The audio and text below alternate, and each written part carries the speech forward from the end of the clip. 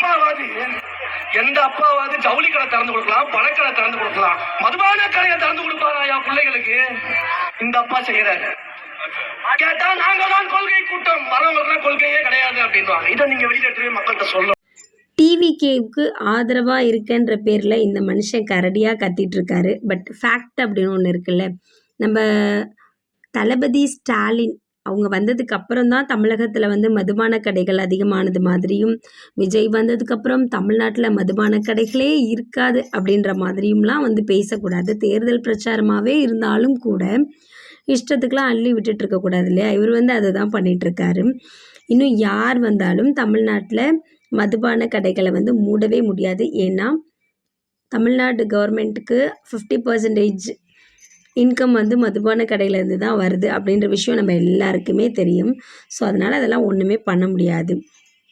Film ஆக்டராக ஜெயித்த தளபதி விஜய் அவர்கள் பொலிட்டிக்கல்லையும் ஜெயிக்கணும் அப்படின்றது எல்லாரோட விருப்பம் தான். பட் அதுக்காக மக்களை ஏமாத்துறதுக்காக பல்வேறு விதமான உருட்டுக்களை எல்லாம் உருட்டி விடக்கூடாது அப்படின்றது தான் தாழ்மையான வேண்டுகோள். ரங்கராஜ் பாண்டே அவர்கள் வந்து ஒரு கருத்து கணிப்பு, ஒரு கணக்கெடுப்பு எடுத்திருக்காங்க. அதில் வந்து ஒரு 20% 26% வந்து தமிழக வெற்றி கழகம் வின் பண்ணுறதுக்கான வாய்ப்புகள் இருக்குது. அதை தவிர்த்து அவங்க வெற்றி பெறதுக்கான வாய்ப்புகள் குறைவு.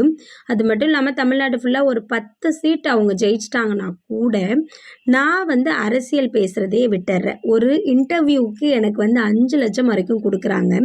இது எல்லாத்தையும் தூக்கி போட்டுட்டு அரசியல் பேசுகிறதே நான் முழுசாக முடிச்சுக்கிறேன். விஜய் வந்து தமிழகத்தில் 10 சீட் தான் அவர் எடுப்பார் அப்படின்ற மாதிரி சொல்லிட்டு இருக்காங்க. ரங்கராஜ் பாண்டேவோட ப்ரிடிக்ஷன் வந்து மேபி கரெக்டாக ஆகலாம், இல்லாமலும் போகலாம். பட் ஒரு நடிகராக ரொம்ப பிடிச்ச ஒரு மனுஷன் மக்களுக்காக ரிஸ்க் எடுத்து இவ்வளோ பெரிய வேலையெல்லாம் செஞ்சிட்ருக்காரு. அதுக்காக அவர் ஜெயிக்கணும் அப்படின்றது ஒரு ஆசை தான். அதுக்காக பல்வேறு விதமான உருட்டுக்களை எல்லாம் உருட்டி விளையாட முடியாது அப்படின்றதும் ஒரு பக்கம் இருக்குது. டிஎம்கே ஆதரவாளராக இருக்கிற சத்யராஜ் அவர்கள்ட்ட ஒரு இன்டர்வியூ பண்ணாங்க. உங்களுக்கு விஜய் ஜெயிக்கிறத பற்றி, அவரோட ஸ்பீச் பற்றி என்ன நினைக்கிறீங்க அப்படின்னு கேட்கும்பொழுது, உண்மையாலுமே ரொம்ப ஃபயராக பேசிகிட்டு இருக்காரு. இப்படியெல்லாம் பேசுவார்னு நாங்கள் எதிர்பார்க்கல. அவர் சின்ன பிள்ளையிலேருந்து அவர் எனக்கு ரொம்ப நல்லா தெரியும். இந்த அளவுக்கு மாஸ் பண்ணுவார், இந்த அளவுக்கு சூப்பராக பேசுவார் அப்படின்ற விஷயம்லாம் எங்களுக்கு தெரியாது. கூடவே சேர்த்து பெரியாரோட கொள்கைகளை ஃபாலோ பண்ண போகிறேன் அப்படின்னு சொல்லிட்டு இருக்கிறதெல்லாம் கேட்கும் பொழுது ரொம்ப சந்தோஷமாக இருக்குது.